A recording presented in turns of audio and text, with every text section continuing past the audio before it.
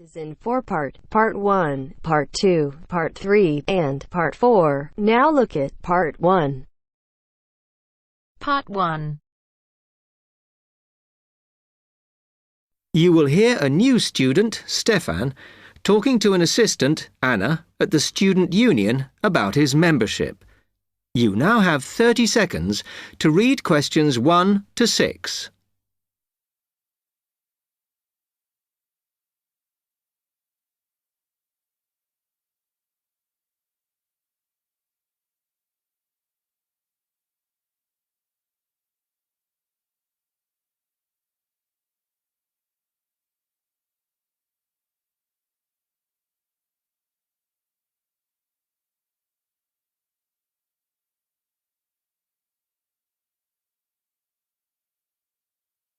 Hi, can I help you?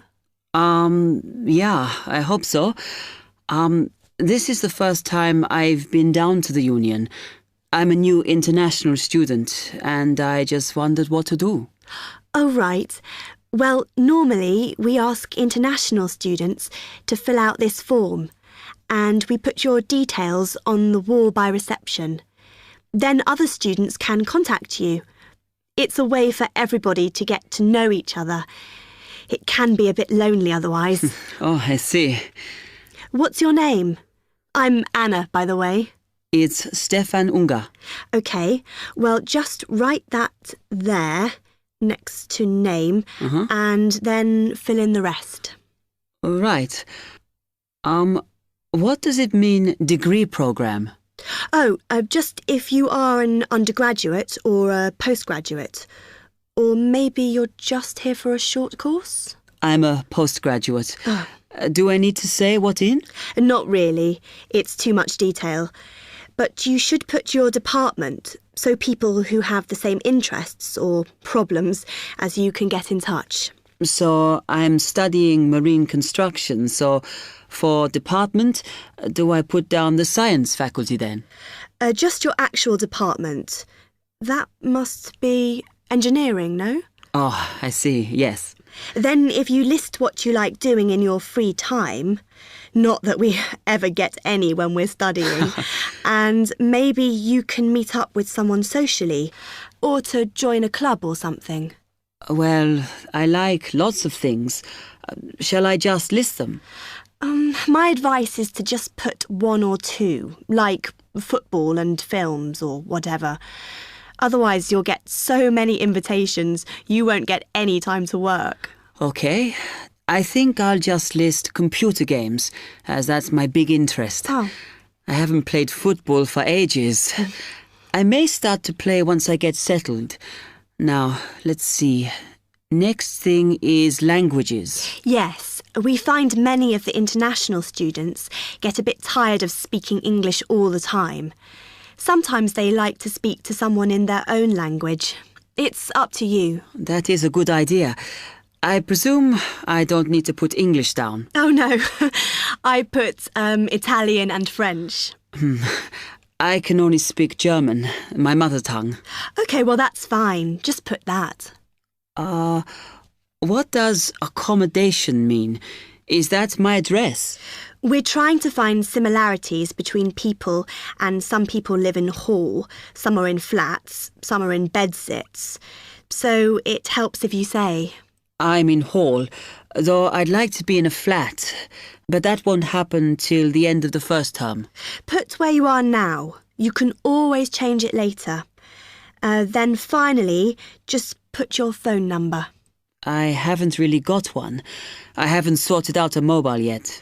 Well, it's going to be difficult for people to contact you then, isn't it?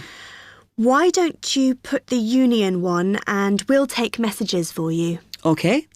It's 02950 659 003. Have you got that? Yes. OK then.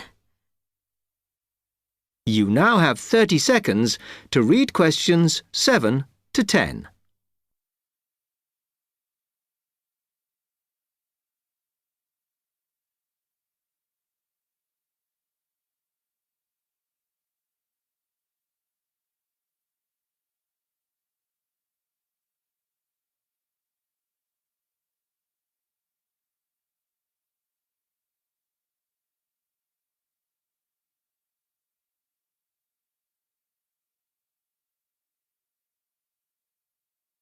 Oh, I had a couple more questions about the services you've got here.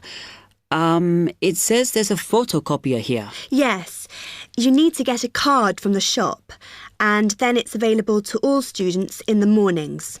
The union uses it after 1 p.m. Okay. I see also the union organises loads of events. Are they always held here in the union building? It looks big enough. If you're interested in something, you should check the poster or our website.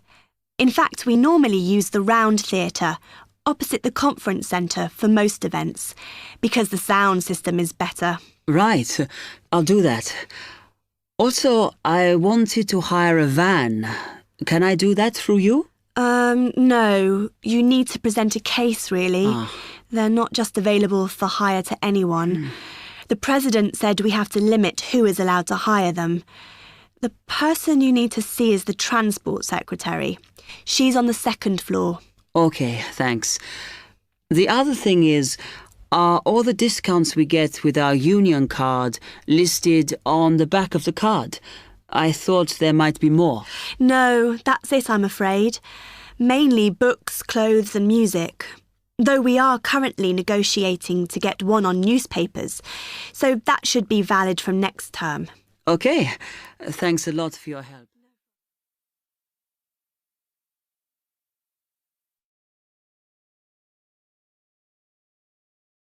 That is the end of part 1. You now have half a minute to check your answers.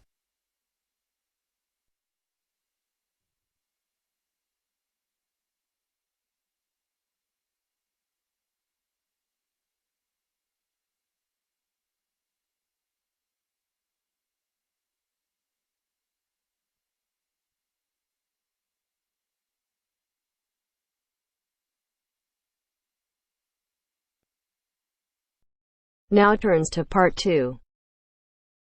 Part 2. You will hear a tour of a newly renovated health club. First, you have some time to look at questions 11 to 15.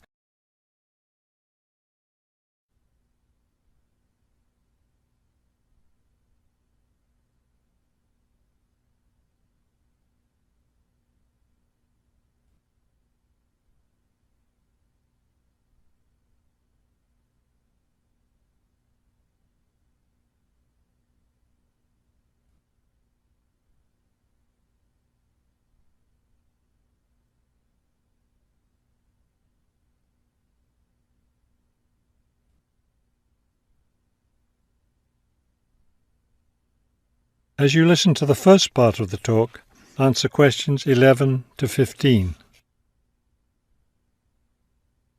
Thank you all for coming to see the new renovations to the Hartford Health Club.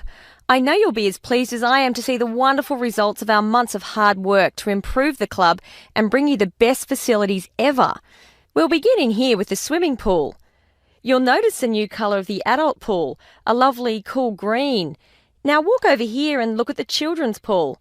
It's the same green, but as you see, with brightly coloured sea creatures painted everywhere.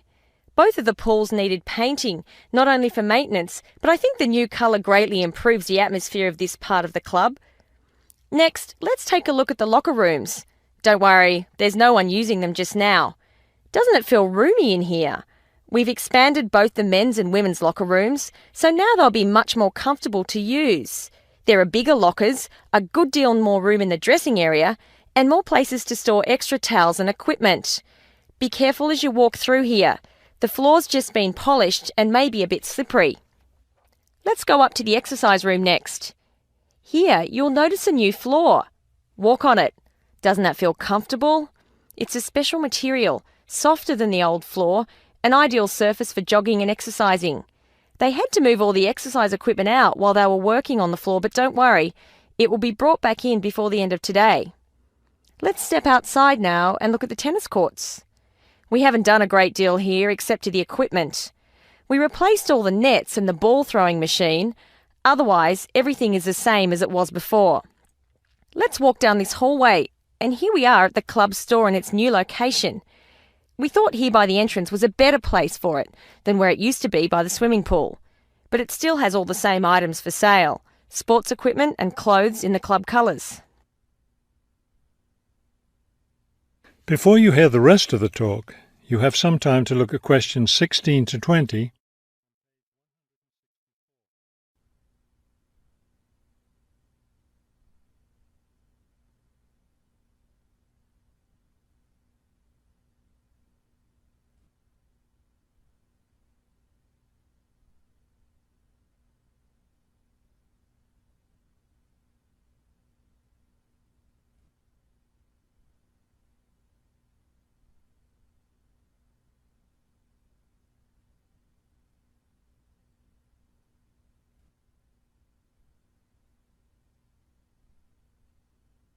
Now listen and answer questions 16 to 20. We're excited about the upcoming activities and events to take place in our newly renovated club. Now that the pools are ready for use again, swimming lessons will begin tomorrow for both adults and children. If you haven't signed up yet, you can stop by the office before you leave today and put your name on the list. If you're a tennis player, you'll be interested to hear about the tennis competition coming up on Wednesday. Players from different clubs all over the region will be participating. If you'd like to watch the event, tickets are available in the office. Also, I want to be sure you all know you're invited to our club party coming up next weekend. We're celebrating the completion of the renovation work, and we have a lot to celebrate. The entire renovation project was finished in just 9 months. That's 3 months less than the 12 months we'd originally planned on. We're proud of that, and proud that we came in under budget too. Because we've had such good results with this project, we're already planning the next one. We already have 2 indoor pools, and next year we plan to install an outdoor pool right next to the tennis courts. Details of these plans will be made available to all club members soon. All right, I think we've covered just about everything. Are there any questions?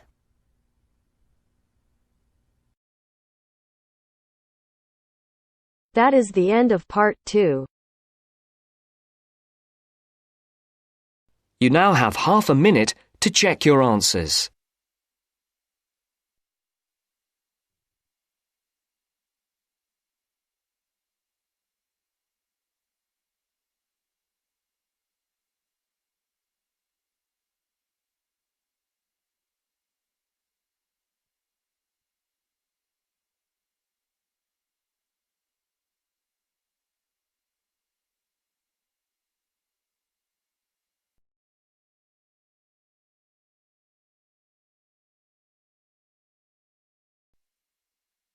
Now turns to part 3. Part 3. You will hear 2 business studies students, Evelyn and Mark, preparing for a seminar presentation. Before you hear the conversation, you have some time to look at questions 21 to 25.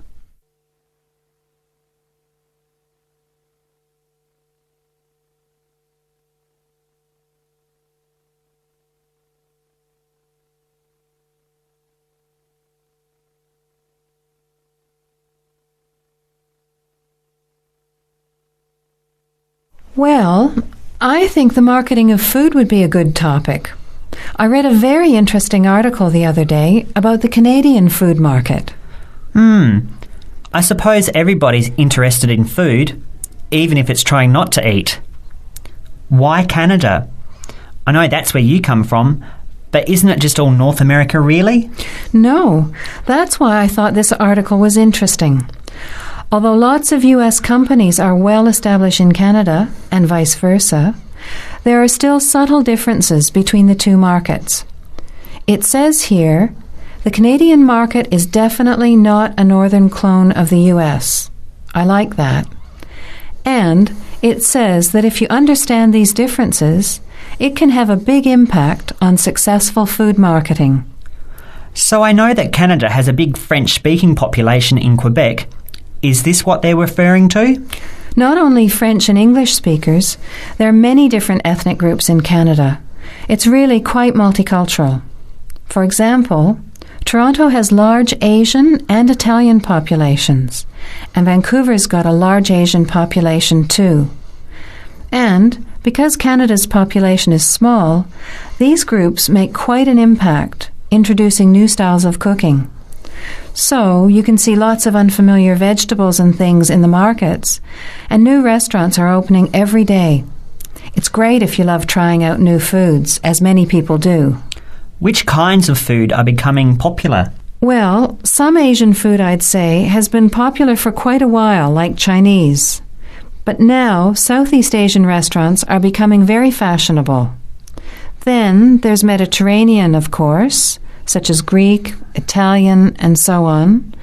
But Caribbean and Mexican food is really taking off among young people these days. So are the supermarkets starting to stock the ingredients that are needed to prepare these foods at home? You know, all those unusual condiments and sauces. Yes, that's right. It's quite interesting going to the supermarket, isn't it? And noticing how they're introducing sections for foods of different nationalities. You can buy quite exotic products locally these days. The article mentioned that 80% of the Canadian retail market is controlled by 8 major national supermarket chains, so that when they introduce changes, they can happen quite rapidly. OK. Well, how are we going to organise this seminar then? I made some notes on the trends in the Canadian market, about changing tastes, and also patterns for where food is consumed. I thought maybe we could summarize it into a chart or table, and maybe use the overhead projector to present it. Good idea. Maybe I could have a look for similar trends and tastes in Australia and the UK for comparison. Let's have a look at what you found. Before the conversation continues, you have some time to look at questions 26 to 30.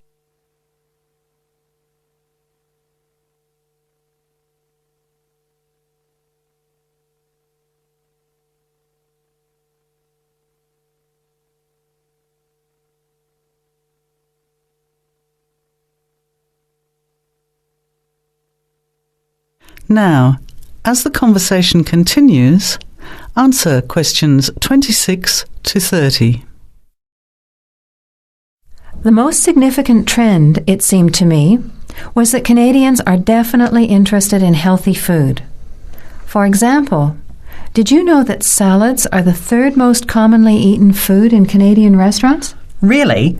What about organic food then? Is that becoming more popular? Yes, it's definitely moving into the mainstream compared to a few years ago. And a recent survey showed that 4 out of 5 shoppers said that they check the fat and nutritional information on the packet when they're deciding what to buy. What other trends did you find out? There's one change I noticed straight away when I was home last year in the meat department. You know, here the meat packaging says rump steak or 4-quarter chops and so on.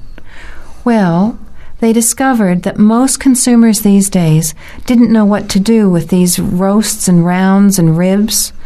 So the government approved a new naming system for cuts of meat, which is related to the required cooking technique.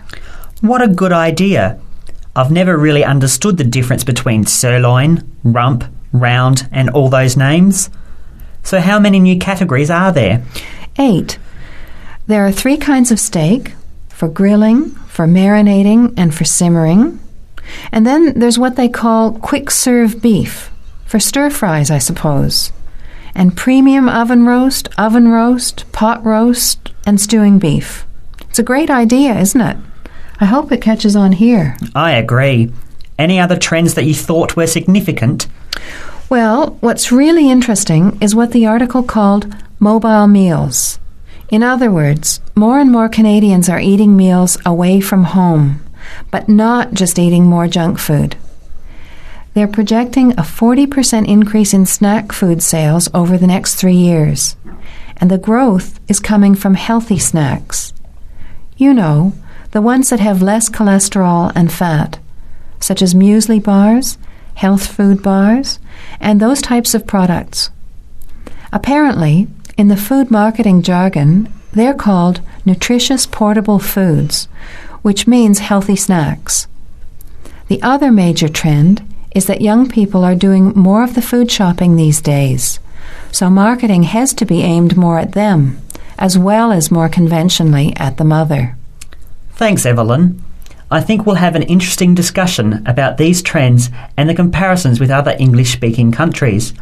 I'll see if I can get some information about them to compare with yours, and meet you on Friday to put it together. See you then. Bye. That is the end of part 3.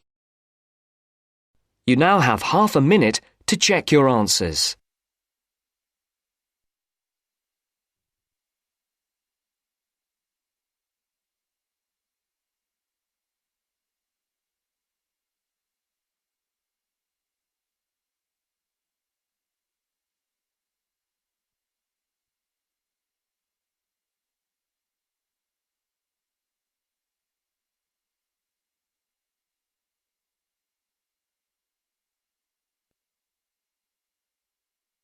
Now turns to part 4. Part 4. You will hear a student giving a presentation about some ways of dealing with the problems of urbanization and city growth. First, you have some time to look at questions 31 to 40.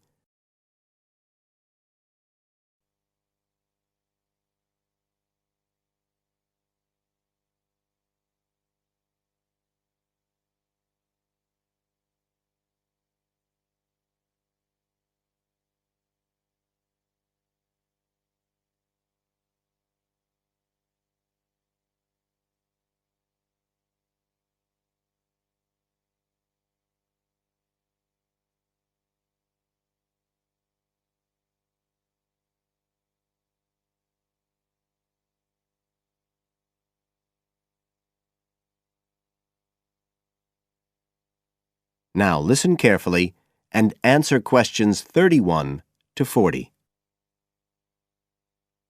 Well, Adam's just been talking about some of the problems that have resulted from the rapid growth of cities in the last 100 years.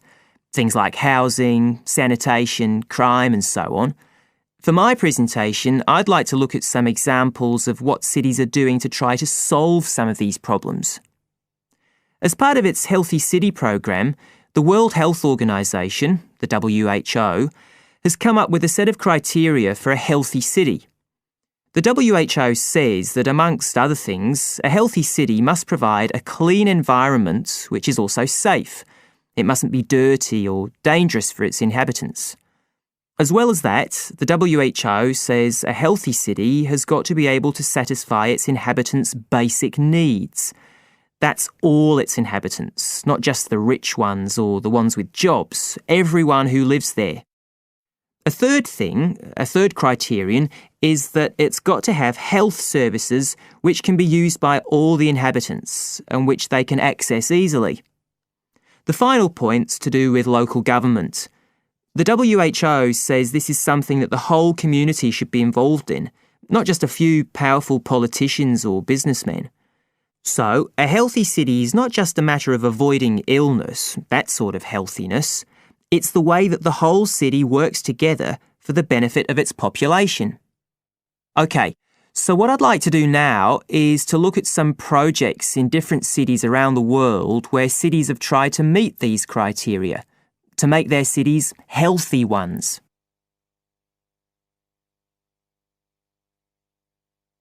Right.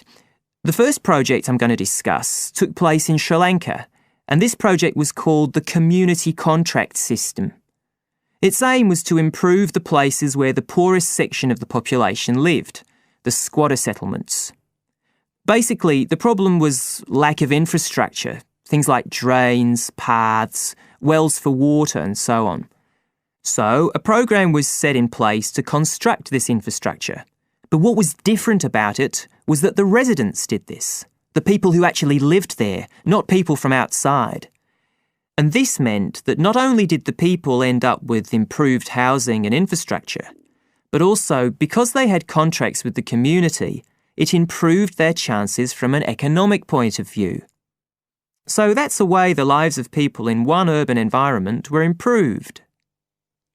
The next project I'd like to discuss took place in the capital city of Mali in West Africa.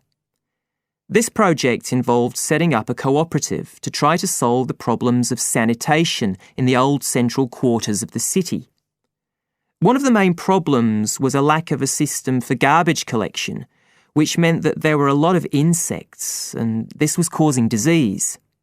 And again, it's interesting to look at who was involved in dealing with this problem. In this case, the cooperative involved students who had graduated from secondary school in getting a system going. As well as that, the cooperative set up a campaign to educate the public about the importance of good sanitation through showing films and setting up discussion groups among the local people, especially women and adolescents. And the outcome was an increased environmental awareness, which led to changes in household behaviour, as well as improved living conditions. OK, the third project was in Egypt, just outside the capital, Cairo, which is a city that's grown very rapidly in the last few decades. This project was based in a women's centre in a poor area called Makatim. The aim of the project was to support girls, young women from the area from poor families. So these were women who had no education. They'd never been to school, so they were totally illiterate, and they had no chance of getting jobs. At the women's centre, they were shown how to sew and how to weave, and once they'd learned these skills, they were given the equipment, a sewing machine or a loom, so that they could make things to sell and have a chance of earning their own living. And this project has meant that these young women have greater status in the community, but as well as that, they can enjoy a better quality of life. So I don't think the problem is that cities are bad. This world and its cities have the resources to provide for the population that lives there. What it takes is a stronger will and a better distribution of resources.